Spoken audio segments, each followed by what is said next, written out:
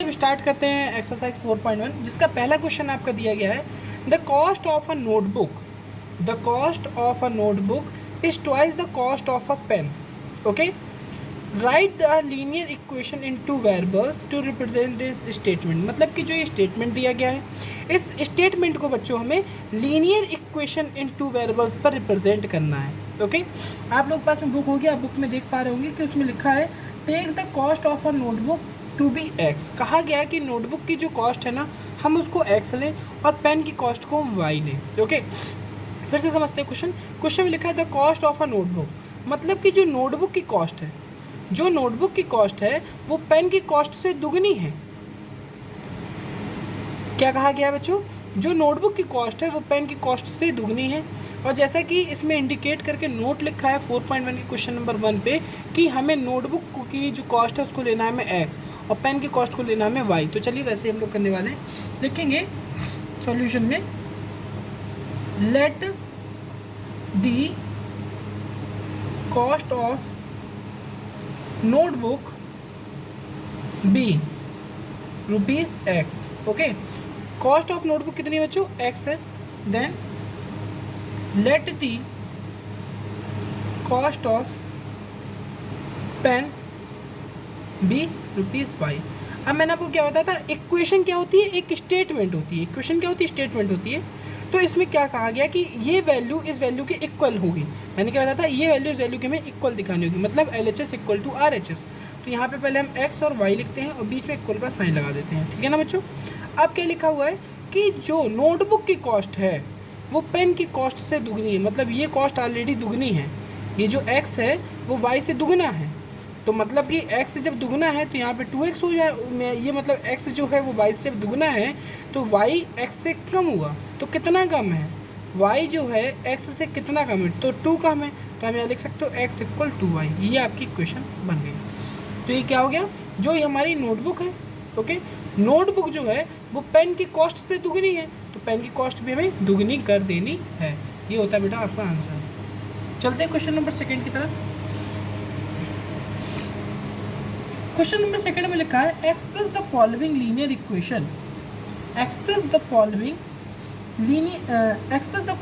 Linear equation in the form. किस form में दिखाना बच्चों?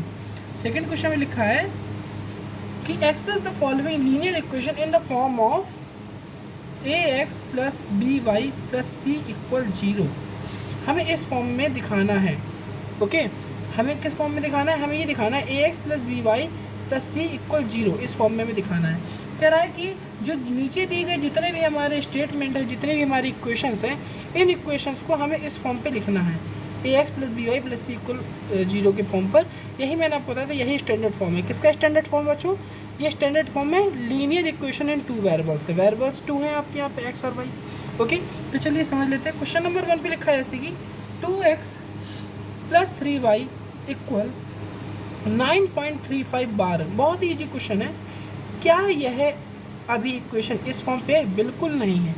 क्या करेंगे? 2x प्लस 3y लिखेंगे. ये वैल्यू जो है इस वैल्यू को यहाँ पे ले आएंगे तो माइनस का 3.5 बार इक्वल 0.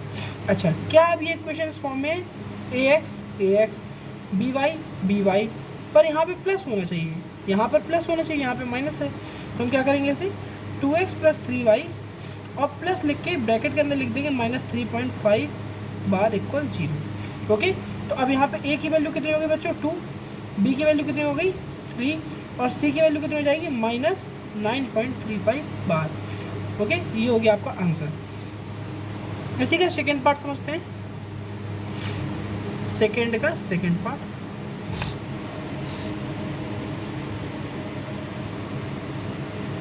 सेकेंड पार्ट का क्वेश्चन है x minus y upon 5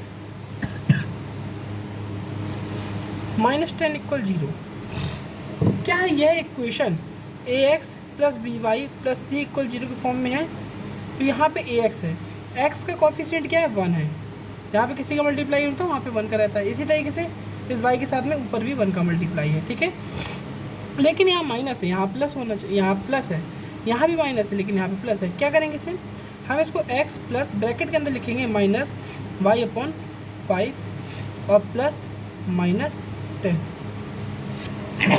equal 0। इससे क्या होगा बच्चों, हमें पता है कि जब भी कभी हम प्लस का मल्टीप्लाई माइनस से कराते हैं तो माइनस ही आने वाला है, प्लस का मल्टीप्लाई माइनस से कराएंगे तो ये आने वाला है। इक्वेशन चेंज नहीं हुई, लेकिन लिखने का जो तरीका है वो इस फॉर्मेट पे हो गया। इस इक्वेशन को लिखने का तरीका इस फॉर्मेट का हो गया। ए एक्स की जगह ये आ जाएगा, बी वाई की जगह ये आ गया और सी की जगह आपका ये आ गया और बीच में प्लस बी आ गए। तो अगर मैं कहूँ यहाँ पे ए की वैल्यू कितनी, मैंने क्या बताया कितने किसका मल्टीप्लाई है, एक्स का। यहाँ पे आपका कोफिशिएंट 1 है तो यहाँ पे 1 हो जाएगा। बी की वैल्यू क्या होने वाली है बच्चों, क्योंकि यहाँ पे वाई के साथ में -1 का मल्टीप्लाई करूँ तो -1/5 आ जाएगा और सी की जगह पे -10 हो जाएगा। ओके, तो ये एक आपका आंसर होगा। अब चलिए समझते हैं क्वेश्चन नंबर सेकंड का थर्ड।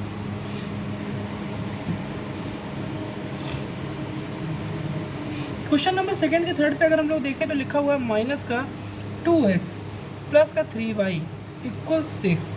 देखिए इसे कैसे करना है, ये क्वेश्चन में देखिए हम वही इसकी जो कंपैरिजन है वो उसके स्टैंडर्ड फॉर्म से ही करते हैं, क्योंकि हमें इसे स्टैंडर्ड फॉर्म पे ही लिखना है। ठीक है, तो हम देख पा रहे हैं यहाँ पे क्या माइनस का ax है, नहीं, लेकिन यहाँ पे माइनस का ax हो गया है। पहले तो इस 6 को हमें यहाँ पे लेके आना होगा, तो माइनस का 2x प्लस का 3y और माइनस का 6 इक्वल 0। अब अगर बेटा हम लोग इसमें से माइनस को बाहर निकाल लें, माइनस को कॉमन ले लें, तो माइनस से माइनस खत्म हो जाएगा, तो अंदर बचेगा 2x। ये प्लस है, इस माइनस का डिवाइड इस प्लस से होगा तो यहाँ पे माइनस आएगा, यहाँ पे आपका 3y हो जाएगा माइनस का, ये माइनस माइनस प्लस 6 ब्रैकेट 1 यहाँ पे 0। ये माइनस हमारा 0 के साइड में चला जाएगा तो ये हो जाएगा 0। बचेगा आपका 2x minus 3y plus 6 equal 0। क्या अब ये ax plus by plus C equal 0 के फॉर्म में है, तो हम देख पा रहे हैं यहाँ पे माइनस का 3y है, इसको 2x plus minus 3y plus 6 equal 0 लिख सकते हैं। a की वैल्यू कितनी आ जाएगी बच्चों 2, b की -3 और c की 6। ये हमारा आंसर हो जाएगा। आई होप सो आपको क्वेश्चन समझ में आ रहे होंगे।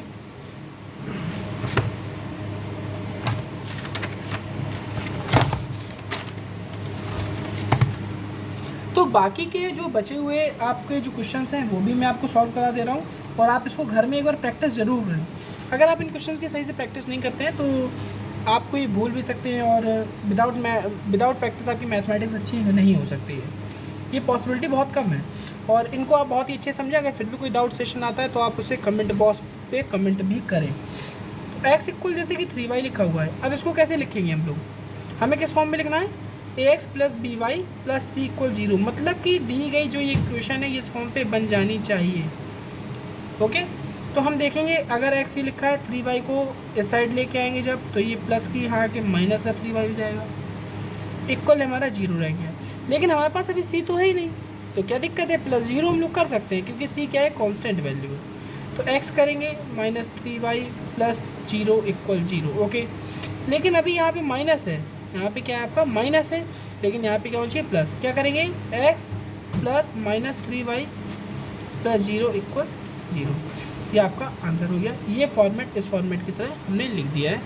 इसमें a की वैल्यू क्या हो जाएगी बच्चों 1, b की वैल्यू -3 और c की वैल्यू 0। तो इसी तरीके से क्वेश्चन नंबर 4 भी आपका हो गया सेकंड का। अब चलते हैं क्वेश्चन नंबर 5 की तरफ, जो कि लिखा हुआ है 2x इक्वल -5y। बहुत ही ईजी, उसी तरीके से करना है। 2x 5y को हम इस साइड जब लेके आएंगे लेफ्ट हैंड साइड पे, तो प्लस का 5y हो जाएगा बच्चों और इक्वल हो जाएगा 0। ओके, अब हमें क्या करना है कि हमारे पास c तो नहीं, क्या करेंगे c हम क्या मान लेंगे +0 मान लेंगे इक्वल 0। ये ax by plus C equal 0। ये हमारे इस फॉर्मेट में हो गया। a की वैल्यू क्या है बच्चों इसमें 2, b की क्या है बच्चों 5 और c की क्या है 0। a की वैल्यू क्या होती है बेटा x का कॉफिशिएंट, b की वैल्यू क्या होती है बेटा y का कॉफिशिएंट, और c क्या होता है जो लास्ट में ये आप नंबर लिखते हो। तो यहाँ पे c कुछ था नहीं तो हमने +0 मान लिया है। 0 ही क्यों माना है, अगर हम इसमें से 0 ऐड करेंगे तो उसमें से कोई फर्क नहीं पड़ने वाला, इक्वेशन वही रहेगी।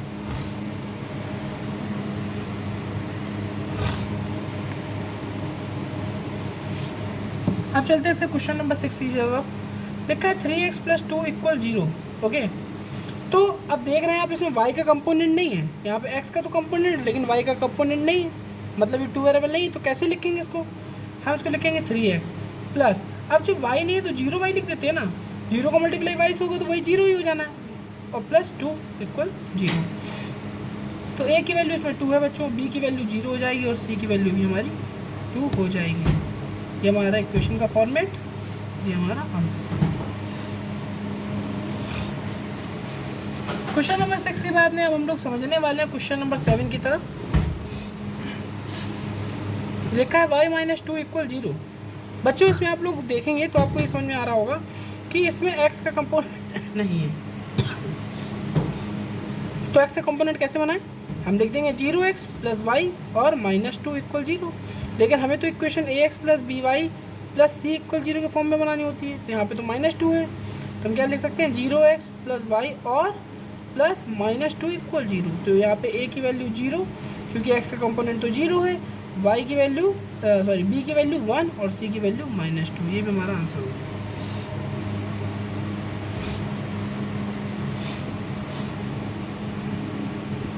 इसके बाद में हम आते हैं 8th की तरफ। उसमें लिखा है हमारा 5 इक्वल 2x। तो हमारा क्या हो जाएगा बच्चों 2x माइनस 5 को वहाँ ले आएंगे तो माइनस की वैल्यू हो जाएगी इक्वल 0। अब इसमें हमारा बच्चों y का कंपोनेंट नहीं है, वही करेंगे हम 2x प्लस 0y और माइनस 5 है तो प्लस लगा के minus 5 equal 0। a equal 2, b equal 0 और c इक्वल माइनस 5। ये हमारा आंसर हो गया।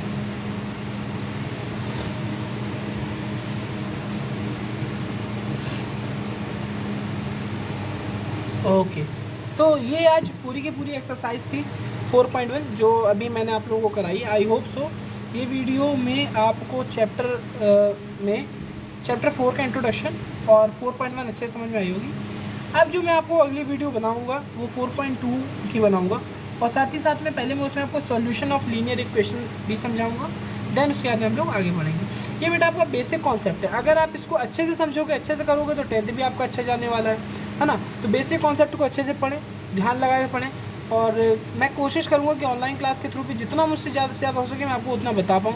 फिर भी अगर कोई क्वेरी आती है तो मैं कमेंट बॉक्स में अपना नंबर दे रखूँगा, उस पर आप मुझे जब चाहें तब कॉल कर सकते हैं। व्हाट्सअप नंबर भी होगा वो मेरा, आप उस पर जब चाहें अपने डाउट सेशन को लिख के भेज सकते हैं। जुड़े रहिए स्टडी वालों को खूब ज़्यादा से ज़्यादा प्रमोट करिए और भी लोगों को शेयर करिए और साथ ही साथ में ताकि ये जो सिर्फ एजुकेशन है जितना ज़्यादा लोगों तक एजुकेशन पहुँचेगी उतना ही अच्छा होगा और साथ ही साथ में ये और भी लोगों को सीखने को भी मिलेगा। ठीक है, तो खूब ज़्यादा सपोर्ट करें, खूब ज़्यादा प्यार दें और नई वीडियो इसी चैप्टर पे इसी चैनल पे लाता रहूँ।